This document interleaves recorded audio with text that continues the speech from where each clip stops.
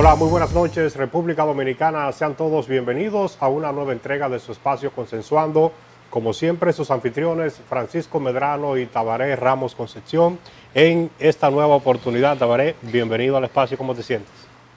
Todo bien, Francisco. Como siempre, un privilegio tener la oportunidad de dirigirnos a esta gran teleaudiencia que nos están reportando desde distintos lugares del país, lo cual agradecemos y les reiteramos que siempre es nuestro empeño y nuestra intención de llevar un producto terminado, un producto de calidad, de traerle invitados que puedan edificar y que puedan instruir en temas importantes de la agenda nacional. Efectivamente, como avanza, pues hoy tenemos un programa muy interesante con un invitado de lujo.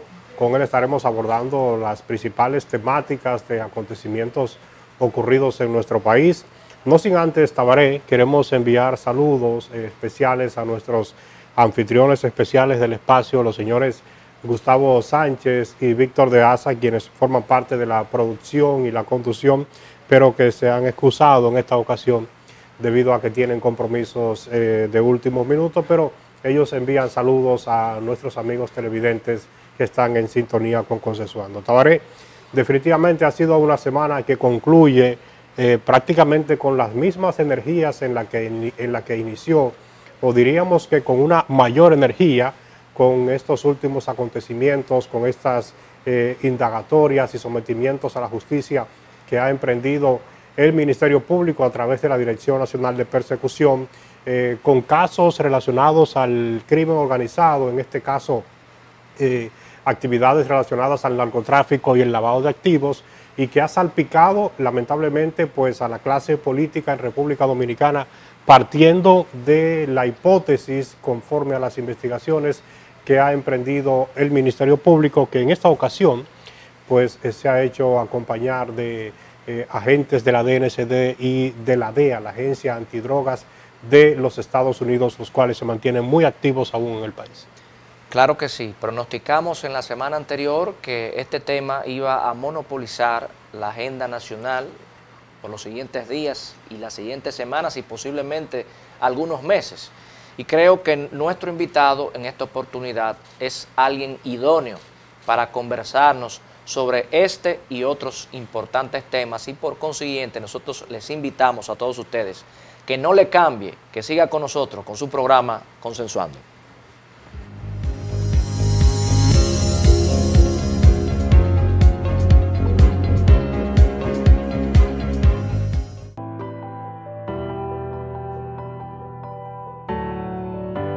Mi mundo empezó a cambiar, al igual que el de todos en casa. Ahora contamos con más espacio y comodidad, y nuestro único interés es pasar más tiempo juntos. Pero aunque las cosas ahora son diferentes, podemos hacerlas a nuestra manera. Del 1 al 30 de septiembre con Expogar, Banreservas pone toda su voluntad para que adquieras tu vivienda con tasas desde 5.80%, fijas hasta 10 años, 90% de financiamiento, hasta 20 años para pagar y cuotas flexibles. Precalifícate por WhatsApp al 809-960-2120 y empieza a sentir la libertad de vivir en casa propia. Banreservas, el banco de todos los dominicanos.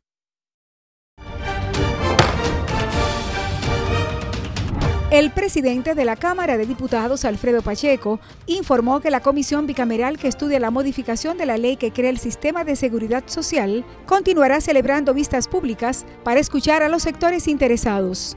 Manifestó que luego que concluyan las vistas públicas, la comisión solicitará la posición del gobierno para entonces elaborar el proyecto definitivo que dará paso a la reforma integral de la seguridad social. Entre tanto, más de 35 comisiones de la Cámara de Diputados continuaron su ardua labor de estudio de importantes proyectos de cara al desarrollo del país y los dominicanos en cualquier parte del mundo. Entre ellas la bicameral de Código Penal, la de extinción de dominio, la de Ley de Participación Ciudadana. También trabajaron Hacienda, Tecnología de la Información, Cultura, Medio Ambiente, Ministerio Público, Industria y Comercio y Justicia. Cámara de Diputados de la República Dominicana.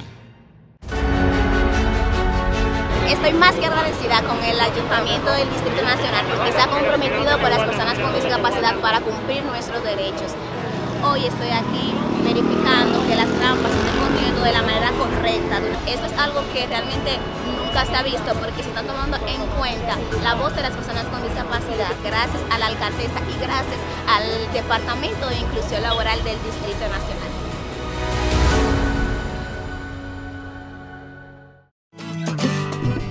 Un país en el que vivir dignamente es un derecho, con políticas sociales que ayudan a salir de la pobreza. Un país en el que la gente del campo tiene apoyo para producir los alimentos que necesitamos. Determinado a vencer los obstáculos, para volver al trabajo y salir adelante. Con una justicia independiente que hace respetar la ley y defiende nuestros recursos. Unidos lo lograremos. Estamos haciendo historia.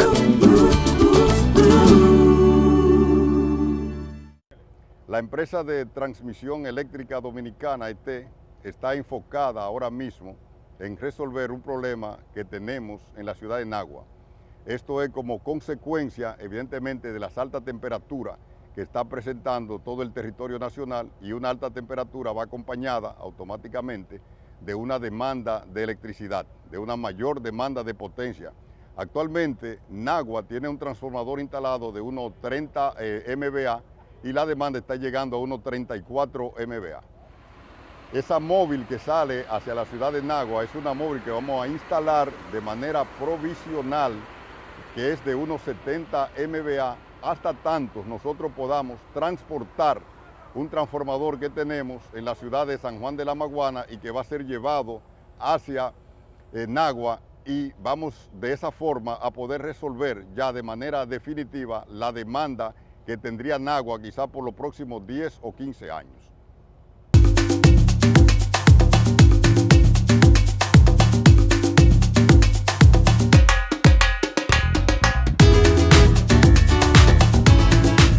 Con la nueva plataforma de Precios Justos, te decimos dónde comprar más barato. Ingresa a la página preciosjustos.mic.gov.do y descarga la app.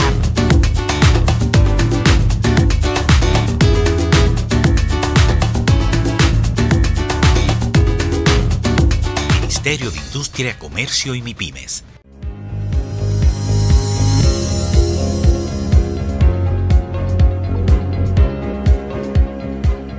Bueno, muchísimas gracias por continuar en sintonía con su espacio Consensuando. Como indicamos previo a la pausa, pues tenemos en el día de hoy un entrevistado de lujo y por demás un gran amigo y orientador, siempre disponible para conversar con todos ustedes, el doctor Julio César de la Rosa Tiburcio, presidente de la Alianza Dominicana contra la Corrupción, con quien estaremos conversando esta noche. Bienvenido, doctor, ¿cómo se siente? Gracias, complacido de poder compartir con ustedes y que la teleaudiencia que siempre está presente de lo que pueda uno tratar, pues también formen parte de lo que uno pudiera de una forma u otra ilustrarlo. Cómo no, doctor. Pienso que habría que iniciar de inmediato con la siguiente interrogante. La Alianza Dominicana contra la Corrupción, entidad que usted dirige y ha trabajado durante mucho tiempo, se ha mantenido permanentemente desarrollando iniciativas, haciendo aportes en el país en materia de fortalecimiento institucional y el combate a los delitos tanto de corrupción como otro tipo de delitos penados por nuestras leyes. Sin embargo, en los últimos tiempos hemos visto que República Dominicana ha sido sacudida por todos lados, en el sector privado, el sector político, con lo que se consideran escándalos, ¿no? De tanto en la corrupción pública como también asociadas al crimen organizado. Una valoración de la Alianza Dominicana contra la Corrupción de lo que está pasando en nuestro país en los actuales momentos, y también conocer si las herramientas jurídicas y los organismos de control llamados a combatir estos flagelos tienen esa fortaleza, esa independencia para poder hacer frente a ese fenómeno. Mira, lo primero que el tema de la corrupción en la República Dominicana, pues pudiéramos considerarla como algo sistémico, y es lamentablemente uno tener que llegar a esta conclusión. Estamos hablando que desde la aparición del hombre en la vida social, pues evidentemente que conlleva que traiga conjuntamente con el progreso pues las anomalías propias de ese Congreso. Tan pronto se produce la necesidad de crear riqueza, pues en esa misma medida se van produciendo pues elementos contrarios a lo que pudiera ser el buen orden. Y por eso, para hablar de corrupción tenemos que enfocarnos a que es un mal que ha perdurado a través del tiempo y que va a depender de la voluntad política de quienes están al frente de la cosa pública para prevenirla y combatirla. En las actuales circunstancias, la República Dominicana, que en este momento pasa por un caso en donde se ve afectada la clase política por el hecho de que en una operación o varias operaciones que ha emprendido el Ministerio Público, pues aparece precisamente el componente de la corrupción. En los casos de corrupción administrativa, como también en los casos que afecta a lo que sería una de las actividades del crimen organizado, como es el narcotráfico y el lavado de activos, como un componente derivado del crimen organizado. Bueno, las herramientas jurídicas están. Tenemos una normativa que, aunque con sus debilidades, pues es de donde tenemos para poder establecer sanciones. Ahora, hay una situación que es en la que uno puede de una forma u otra contribuir y que invita a la clase política a que debe hacer conciencia para que de manera efectiva pueda establecer mecanismos de controles para evitar que esa ciencia considerada por Duarte como la más noble, como es la política, que es a través de la que podemos llegar a los estamentos de poder, desde donde se hacen los cambios y se puede fortalecer tanto la democracia como sistema, así como lograr el fortalecimiento institucional, no se ve afectado con la llegada de agentes extraños a lo que ha sido pues el ejercicio político y por vía de consecuencia a lo que es el Estado como institución política por excelencia. Y por eso nosotros vemos con preocupación que se vea afectada la imagen, por ejemplo, del Congreso Nacional, porque ha llegado hasta este seno institucional como el Congreso, pues personas que se le está vinculando a el crimen organizado o de manera indirecta a verse beneficiado de el resultado que deja el crimen organizado, como es el lavado de activos. Y esto creo que es una gran oportunidad para que esa clase política pues ponga los candados que puedan servir para impedir que se vea afectado el ejercicio político, la participación política y sobre todo que pueda la ciudadanía creer en los partidos y también involucrarse en los partidos y sobre todo que pueda pues hacer acopio de lo que debe ser la práctica de la ética, de la transparencia en el ejercicio tanto en los partidos como organizaciones base, así como cuando vayan al Estado desde una posición pública de que se debe actuar apegado a lo que son los preceptos éticos morales y sobre todo apegado a lo que es el mandato de la Constitución y las leyes para que en el futuro podamos realmente ser una sociedad organizada y que pueda lograrse los objetivos que tiene el Estado para poder tener en su seno de manera responsable a sus ciudadanos, dándoles respuesta a cada una de las demandas y de las necesidades que exige el ciudadano que contribuye con sus impuestos para que el Estado, a partir de la administración o de sus administradores, puedan hacer la distribución de manera equitativa. Y por eso creo que en este momento sensible por los casos a los cuales hemos acudido, que debe pensarse bien si realmente se requiere de un esfuerzo más de la clase política para evitar que casos como estos se vayan se puedan seguir produciendo. Profesor de la Rosa, usted hablaba de que la corrupción existe desde tiempos inmemoriales. En el caso de la República Dominicana, incluso antes de existir, cuando estamos en la colonia, cuando enviaban las leyes desde el antiguo mundo, se acuñó la expresión de que se acata, pero no se cumple. Lo que significa que esa ausencia de institucionalidad y de cumplimiento de las leyes y de régimen de consecuencias lo venimos arrastrando a través de siglos. Usted hablaba hace un momento del punto neurálgico que tiene que ver con la voluntad política, y la voluntad política que tiene que traducirse en medidas concretas. ¿Cómo usted evalúa la voluntad política del gobierno en estos momentos con relación a la lucha en contra del flagelo de la corrupción? Bueno, la señal que envió el presidente de la República al anunciar que quería y tenía la voluntad de la designación de un Ministerio Público independiente, algo que nosotros, a partir de lo que es un aspiracional, valoramos, porque es una aspiración del presidente y es plausible.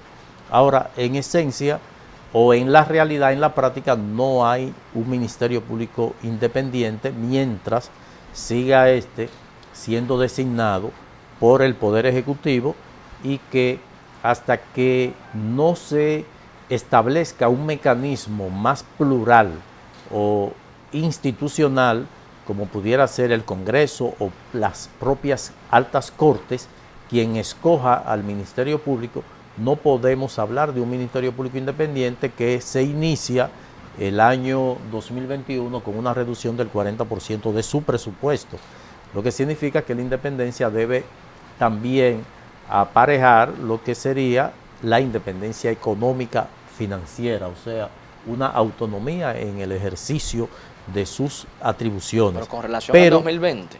Al 2021 le fue reducido el presupuesto con relación al 2020, efectivamente. Y creo que la voluntad, la intención del presidente, pues es saludable, y de hecho, en la propuesta de modificación de la Constitución, ese es uno de los pilares de crear un mecanismo de escogencia del Ministerio Público y sobre todo garantizar la permanencia de estableciendo un régimen de ingreso y de permanencia del Ministerio Público, y creo que eso sería lo ideal.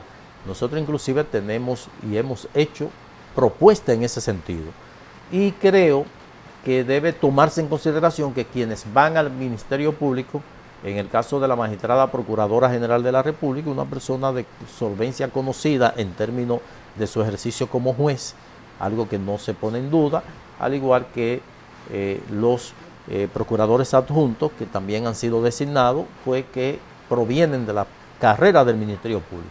Hasta ahí es realmente plausible, es algo que nosotros reconocemos. Ahora, entendemos que las debilidades institucionales que venimos acarreando desde hace tiempo, pues desvían lo que sería realmente una transformación del Ministerio Público, o la intención de quienes están al frente del Ministerio Público. Una muestra de ello es que se produce una operación en la República Dominicana, pero es promovida por los Estados Unidos a través de la Agencia Antinarcótico, lo que significa que si tuviéramos fortalecimiento institucional, pues estos casos, que aunque los Estados Unidos ven impactado su territorio con la presencia de drogas, pero la condición de país puente que somos en la República Dominicana, pues es la que permite que llegue droga a los Estados Unidos, lo que significa que si tuviéramos los controles,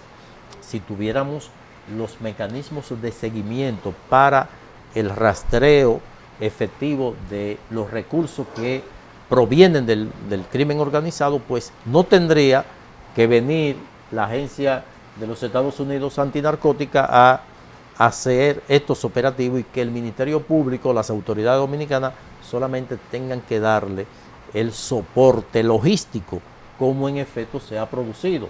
Naturalmente que las integrantes del Ministerio Público pues tienen naturalmente su incidencia en que esto se pueda materializar, porque por qué se materializaron ahora y no antes, con esa efectividad.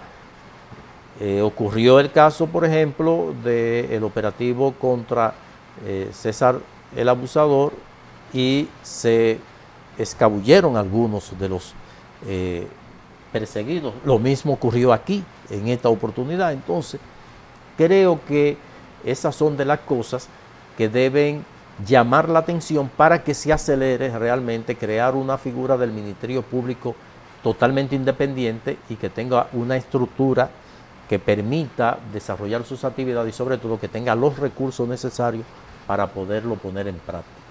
Doctor, me gustaría saber su valoración sobre los efectos que causa, por ejemplo, en el sistema de partido y en cuanto a la credibilidad que deben tener ante la sociedad, que eventos tan rechazables, ¿no?, tan lamentables como acontecimientos o imputaciones de actos de corrupción o los señalamientos de pertenecer a una red de narcotráfico y lavado de activos con figuras políticas, saber su valoración sobre las consecuencias de esto en el sistema de partido, cuando ya tenemos una sociedad un poco más empoderada, más crítica, que conoce mucho más de sus derechos y que apuesta a que las cosas vayan cambiando en beneficio de la sociedad en sentido general. Sin duda que es un impacto totalmente negativo el que esto ha producido. Miren que hay una apatía de participar en los partidos políticos por parte de sectores muy importantes de la sociedad dominicana. Cada vez más vemos que el ingreso a los partidos de figuras de la intelectualidad, personas provenientes de la intelectualidad, de organizaciones sociales, de gremios, pues se hace cada vez más escasa. Y antes veíamos que los partidos políticos, su principal afluente estaba en la academia. Veíamos como personas que se habían destacado en la academia y en su vida profesional, pues ingresaban a los partidos. Y una muestra de ello fue el propio PRD, que tuvo figuras como Hugo Tolentino Díaz, Tirso Mejía Ricard, Rodríguez de Morici, Isidro Jiménez, el mismo Juan Bosch. Era quienes iban a poblar los partidos. Entonces, cuando se producen eventos como estos, ya hay una clase que dice, no, pero yo no me voy a involucrar en un partido cuando ya la participación en política lo determina los recursos. Que dicho sea de paso, esto tiene que replantear lo que ha sido una exigencia por parte de algunos sectores de eliminar el voto preferencial. Porque la llegada del voto preferencial, pues te aísla a personas que pudieran contribuir a cambiar la imagen del partido, de la política, y que pudieran hacer aportes tanto en el Congreso como en la municipalidad. Sin embargo, no pueden hacerlo porque vemos que cualquiera que tenga dinero proveniente de sectores que tienen sus intereses y su agenda, porque el ejercicio político antes era a partir de una vocación que tú tenías y que tú no podías tener los recursos necesarios como para lograr esas metas de satisfacer situaciones anómalas. ¿Y qué tú hacías? Tú ibas al partido desde el cual tú puedes llegar a una posición pública y desde ahí tú contribuir a realizar los cambios. Hoy día no, hoy quienes van al Congreso, los que tienen intereses en la banca de apuestas, en los combustibles, ya personas con situaciones contrarias a la ley se involucran como una forma de lograr que inmunidad, tener la conexión para lograr pues algunos beneficios a sus negocios particulares, y de esta forma van al Congreso inclusive sin la necesidad de lo que pueda brindarle económicamente eso, porque cuando tú me dices que una persona gasta 40 millones de pesos en una campaña de diputado y que la sumatoria de esto la ecuación económica no da la sumatoria de 4 años de salario, y sobre todo que tú tienes que trabajar, pero cuando tú ves su historial de participación, pues totalmente ínfimo. Entonces creo que esto debe ser una de las medidas a tomar de manera urgente, que vuelva la lista donde el partido tenga la discrecionalidad de poder establecer quiénes van a ir a representarlo en el Congreso. Ahora, profesor, yo pienso, viendo como otra lectura, que lo que está aconteciendo, pienso que es más positivo que negativo. Al final de la jornada, era un secreto a voces que los estamentos públicos y muchos de los privados también estaban siendo permeados por esas economías subterráneas y de orígenes dudosos. Decía el profesor Bosch que la hora más oscura es la hora que está antes del amanecer. Independientemente de que esto es una carrera más de resistencia que de velocidad, esto que está pasando no sería como un punto de partida del saneamiento de la clase política. Sí, por eso decía que es una gran oportunidad para que la clase política, los partidos políticos comiencen a establecer mecanismos de controles, pero el propio Estado. Estamos hablando que el Estado, que tiene los mecanismos como para darle seguimiento a todos, porque de hecho nosotros estamos bajo control del Estado desde el inicio ya de nuestra vida ciudadana, ya de que tenemos una cédula y comenzamos a crear compromisos, pues el Estado se va apoderando de lo que sería la seguridad particular de uno en términos de darle seguimiento. Tenemos los mecanismos de control, DNCD, Policía Nacional y también los organismos de recaudación, o sea, porque es fácil advertir el crecimiento inusitado económicamente de un ciudadano.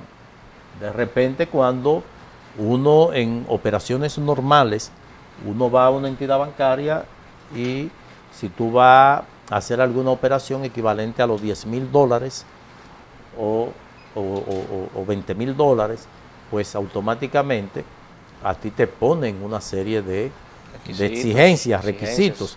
Entonces uno se pregunta, ¿cómo es posible que se den estos casos y que sea vox populi y que uno verifique que realmente hay algo que se sale de control?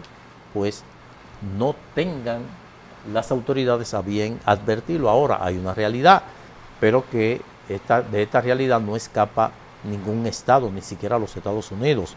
Porque los Estados Unidos finalmente tienen una economía que depende en un alto porcentaje muy importante precisamente de esas actividades. Entonces yo lo que entiendo que a partir de esas características propias de cómo se maneja el Estado, que por eso se habla de control, es una forma de verificar de que la cosa no se vaya de las manos. Pero hay una realidad, y es que el propio fisco se pudiera ver afectado, o de hecho se ve afectado siempre que se dan este tipo de operativos, y por eso creo que debe sincerizarse el accionar político, porque dentro del marco de el debido proceso y respeto a la norma, el Estado puede funcionar, porque funcionaba antes. Ahora lo que ha habido es un crecimiento inusitado como resultado de eso, pero que no es verdad que si uno se da cuenta de manera particular de que hay algo que no anda bien, cuando usted ve una persona que fue su compañero de colegio, de escuela, de universidad, que de repente tiene un crecimiento y que su única actividad ha sido o participar en un político, participar en un partido político, llegar a una posición pública o realizar una actividad que usted mismo piensa, dice, pero ven acá, pero fulano tiene tantos años haciendo lo mismo, ¿y por qué no exhibe ese progreso? Y esta persona sí. Entonces creo que todo esto, como bien tú señalas, es importante, como el cuerpo cuando manifiesta la fiebre, y también lo que a uno cuando muchacho le salía, los nacidos ciegos, era precisamente como una expresión de algo que el organismo está rechazando y lo saca por alguna parte. Entonces creo que eso podría ser lo positivo de todo esto que se pudiera tener de esta situación. Me gusta bastante esa reflexión. Estamos conversando con el doctor Julio César de la Rosa Tiburcio, presidente de la Alianza Dominicana contra la Corrupción. Vamos a una pausa comercial. Cuando regresemos, vamos a tratar de obtener desde su voz sus opiniones en torno a la propuesta de modificación a la Constitución de la República Dominicana y las conversaciones que se llevan en el diálogo nacional. Siga en sintonía con Consensuando, que hay más en breve.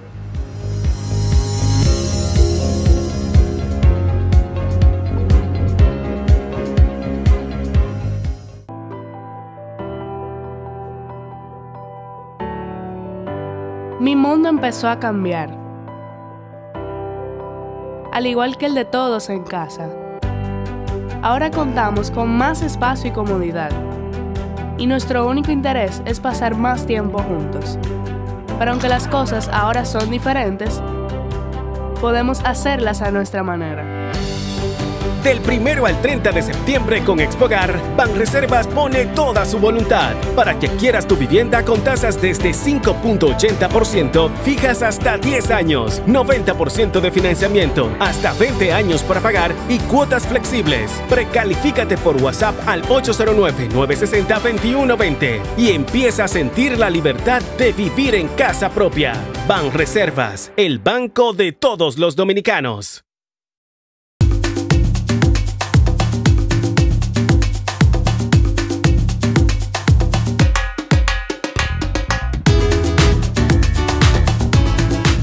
Con la nueva plataforma de Precios Justos, te decimos dónde comprar más barato. Ingresa a la página preciosjustos.mic.gov.do y descarga la app.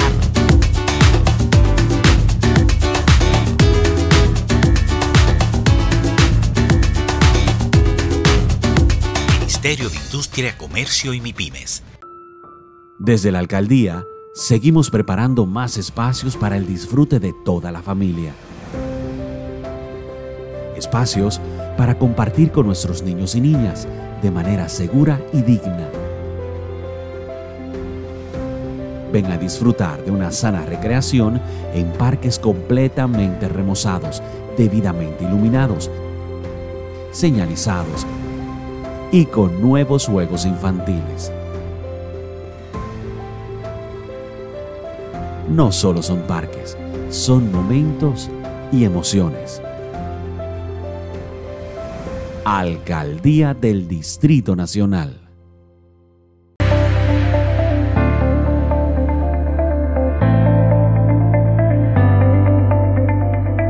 Al montarte en nuestros autobuses, utiliza tu mascarilla. Con esto te proteges y nos ayuda a detener la propagación del virus. Ayúdanos a ayudarte.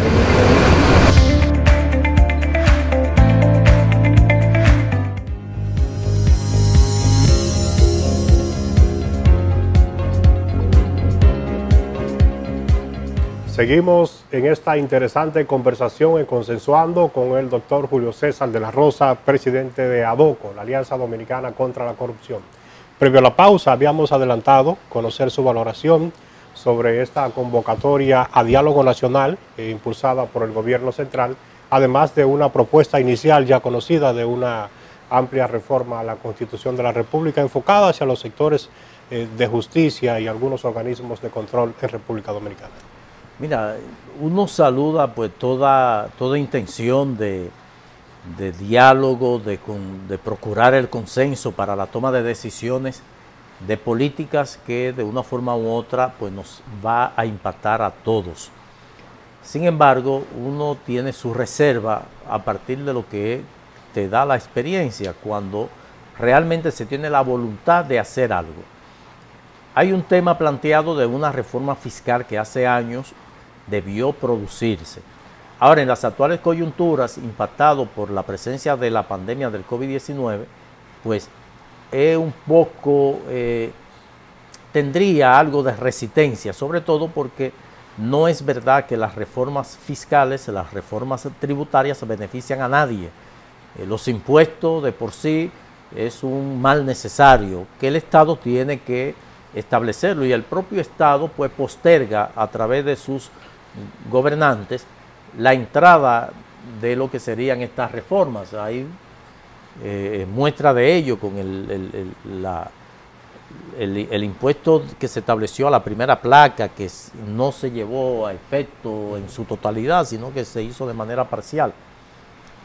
El actual gobierno está compelido a promover esta reforma. Ahora, hay una situación, y es que tal vez en el escenario de un diálogo, cuando se amplía una participación, se pueda esto llegar a un consenso.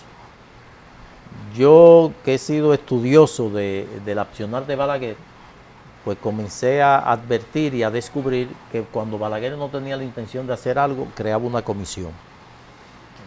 Cuando en San Francisco de Macorís se estaba demandando la construcción de un aeropuerto, pues Balaguer no era viable, para Balaguer no era un proyecto de su interés, una demanda, pues Balaguer creó una comisión. Se cercioró de que en esa comisión se encontraran personas antagónicas, enemigos, que si estaba uno en un restaurante y llegaba el otro, ese se paraba y se iba. Pues eso formaban parte de una comisión. ¿Qué ocurrió? Que nada más se reunieron una sola vez y fue para casi matarse. Entonces, ahora, cuando Leonel Fernández planteó la reforma profunda en el 2010 de la Constitución, empezó a visitar a los líderes políticos. Al primero fue a quien era el jefe de la oposición entonces, Miguel Vargas Maldonado, con el famoso pacto de las corbatas azules. Y posteriormente visitó a cada uno de los dirigentes. Ahora, ya logrado eso, con quienes tienen el poder de decidir en el laboratorio que puede hacerlo, que es el Congreso, pues comenzó a promover encuentros. Nosotros como entidad de sociedad civil participamos en varios y llegamos a hacer propuestas y se acogieron algunas de esas propuestas. ¿Qué yo vi de este último diálogo? Bueno, ahí ya aparece una confederación de partidos encabezada por Peñaguaba. Resulta que esos partidos están también representados en el diálogo. Él propuso, Peñaguaba, que se ampliaran a 10 miembros de cada uno de los partidos, a 10 miembros por los partidos políticos de la sociedad civil que está representada allí, donde no está todas las organizaciones, sino un grupo muy reducido, los que pertenecen al C, y el gobierno. El propio Guillermo Moreno calcula que si se acoge esa, estamos hablando de unas 430 gentes. Entonces, ¿cuál es la experiencia? Y eso viene políticamente demostrado así. Cuando Juan Bosch concibe el comité político de unos 8 miembros, 10 miembros, él lo planteó desde la lógica que ante una situación de emergencia podían sesionar hasta en un carro. O sea, los 6 vámonos y vamos hablando. Una situación de peligro lo vamos a hacer. Ahora, de que tú creas un diálogo donde cada quien va con su propuesta y quiere escucharse, pero vi al secretario general del Frente Amplio proponer que incluyan a la APD, a País Posible y una serie de cosas. Tú dices, no, esto es venir a convocar gente, discutir y no hacer nada. Ahora, esa reforma constitucional, yo estoy de acuerdo que vaya a la academia, donde vayan expertos en la materia y vean la posibilidad de que realmente se demanda. Porque estamos hablando que tú tomas la Constitución y tú incluyes una serie de conceptos que a final de cuentas ni el gobierno ni nadie lo puede cumplir. La Constitución dice que todos tenemos derecho a tener una vivienda, a tener salud gratis. Entonces ya hay un mal de fondo donde tú tienes que violar la Constitución al tú establecer un sistema de salud que te tiene sangrado. Tú tienes un seguro de salud que te limita a que tú no puedes ver a un médico, te limita a que tú no puedes comprar el medicamento que el médico te dice que no está en el catálogo.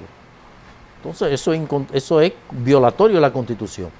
Entonces yo creo que si realmente se quiere, se pretende lograr estos cambios, pues debe consensuarse primero con los líderes políticos y socializarlo con la sociedad, porque en el seno del Consejo Económico y Social no advierto que realmente se pueda lograr ese objetivo. Las propuestas son excelentes. Inclusive lo del Ministerio Público, nosotros tenemos una propuesta a partir de lo que son modelos efectivos, porque todo está hecho. Aquí nadie va a inventarse nada. Un Ministerio Público independiente, bueno, vamos a hacer el modelo de Colombia. Colombia lo designa la Suprema Corte a partir de una terna, al procurador, al fiscal general, a partir de una terna que le manda el presidente de la República. El presidente evalúa 150 abogados, escogen 3, lo manda a la Suprema. La Suprema es un órgano legitimado. ¿Por qué? Porque lo designa el Congreso. Entonces, la Suprema, que es quien está en el baloteo de lo jurídico, se va a percatar de buscar un perfil que tengan esa condición. Ahora, puede mantenerse el Procurador General de la República, que vi que lo que sería cambiar, no. El Procurador General de la República, como representante del Estado, o más bien como el ente ejecutor de la política criminal del Estado, puede mantenerse el Procurador General de la República o el Ministro de Justicia, que antes era Ministro de Justicia. Todavía en el edificio viejo de la Suprema, hasta hace unos años, decía Ministerio de Justicia o Secretaría de Justicia, no Ministerio. Entonces, porque hay agencias que dependen de quien dirige la política criminal. Por ejemplo, la DNCD, la propia policía, en vez de Interior y Policía, debería ser del Ministerio de Justicia o de la Procuraduría General de la República, que como orden jerárquico. Porque, ¿qué ocurre cuando, hasta el propio Ministerio de Defensa, que pudiera ser un civil? Porque la lógica es, hay pocos países donde el ministro de Defensa es militar, porque en el caso de Colombia, los presidentes ponían al jefe de debate o al jefe de campaña como ministro de Defensa, porque tiene la confianza de decirle al presidente, miren, esos guardias con 10,000 pesos no van a hacer el trabajo. Hay que ponerle en el presupuesto esto. ¿Qué pasa en el actual contexto? El ministro de la Fuerza Armada, señor presidente, esto, no hay dinero. Sí, señor, no, señor. Mira la lógica que tiene eso. Entonces, puede mantenerse el Procurador General de la República, que tenga bajo su dependencia los organismos operativos de la seguridad pública y que va a tener también el control del sistema penitenciario. Entonces, el fiscal general va a tener única y exclusivamente las atribuciones jurisdiccionales. El Procurador General de la República va a darle seguimiento a los servidores públicos, a los funcionarios. En Colombia tiene la potestad de inhabilitar.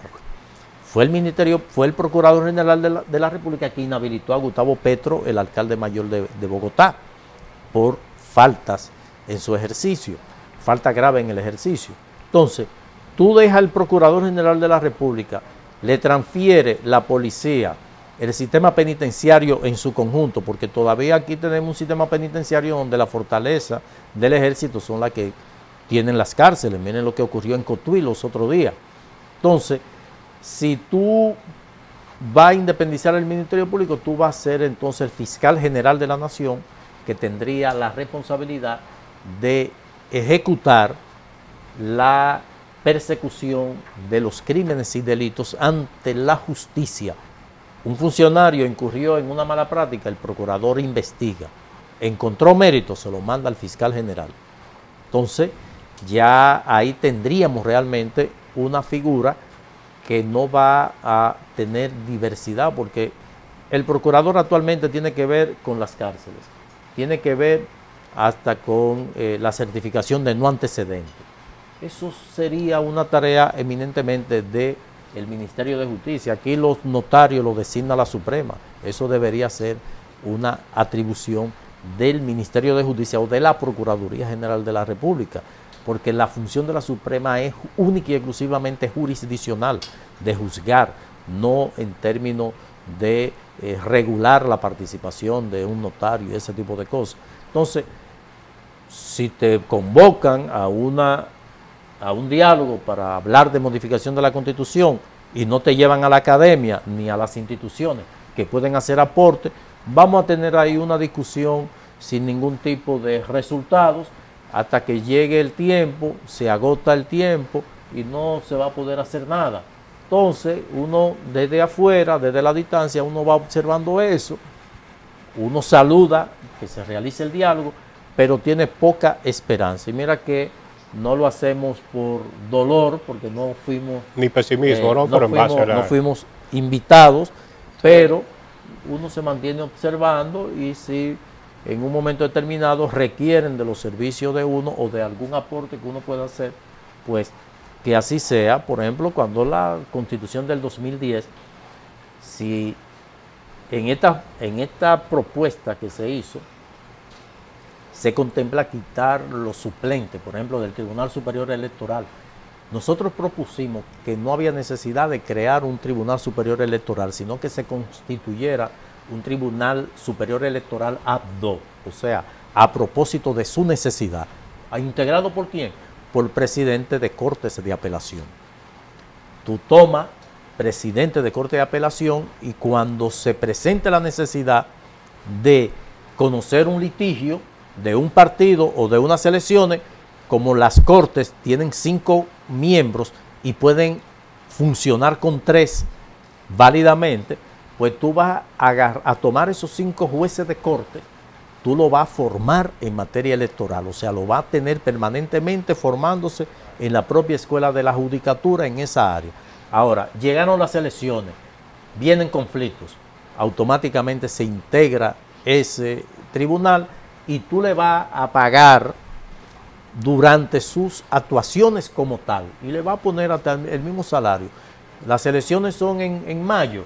Bueno, que se instale desde enero, va a estar funcionando. Te va a ahorrar recursos para una actividad cero. ¿Qué está haciendo el Tribunal Superior Electoral? Rectificando acta del Estado Civil, algo que hacía la justicia ordinaria, que si tú estabas en Jimaní, tú ibas en Jimaní, como no hay muchos casos, tú lograbas una sentencia de rectificación en un día. Ahora no, ahora tiene esa persona en Jimaní que venir aquí al distrito, porque aunque lo deposite en la Junta Municipal, como establece la ley, pero tú tienes que venir a darle seguimiento aquí, porque ellos no le dan seguimiento.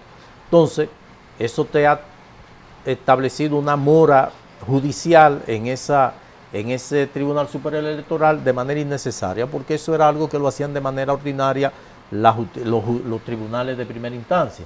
Entonces, cuando uno hace propuestas en aras de que no se creen instituciones superfluas, que no tienen razón de ser, pues uno ve el resultado hoy que dicen, pero ¿por qué tener 5 suplentes? Si pueden tener un presidente, un primer sustituto y un segundo sustituto y operar válidamente.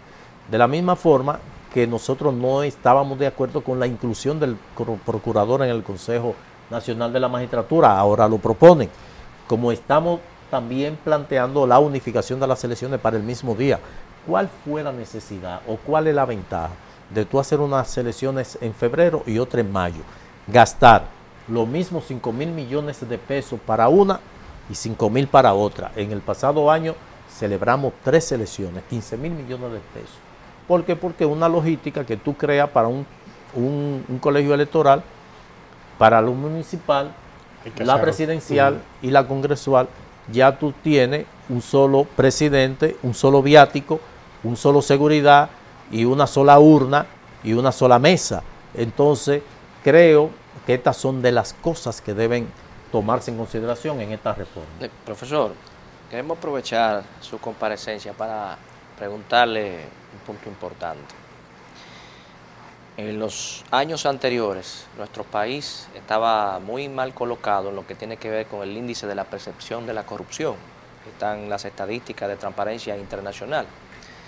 ¿Ha sufrido mejoría? Quizás el tiempo es corto, pero ¿ha habido alguna mejoría con respecto a ese índice en nuestro país? Yo creo que sí, y se va a verificar el próximo año cuando se evalúe, se den los resultados de la evaluación del índice de percepción de la corrupción de Transparencia Internacional, que lo hace precisamente ya a la salida del año en curso. El año que se conoció su evaluación en este año fue del 2020. Se mantuvo igual, en el mismo nivel, sin presentar avance. Ahora, con estas operaciones y sobre todo los cambios que se produjeron, hay una percepción, evidentemente, de que hay un cambio, y eso tendrá que reflejarse en este estudio que nosotros aspiramos que pueda ser positivo, porque tenemos una evolución negativa a lo largo de los últimos 8 o 9 años. Los casos que actualmente se están conociendo en los tribunales de corrupción administrativa de las anteriores autoridades, ¿se constituyen en persecución política o la justicia está actuando de manera institucional? Mira, no podemos hablar de la justicia porque la justicia es el componente de jueces y ministerios públicos, y actualmente quien está motorizando las operaciones o persecución de los casos en donde se le ha imputado corrupción a exfuncionarios y a personas ligadas a estos exfuncionarios, pues evidentemente es del Ministerio Público. Siempre va a existir la percepción de que se trata de persecución política.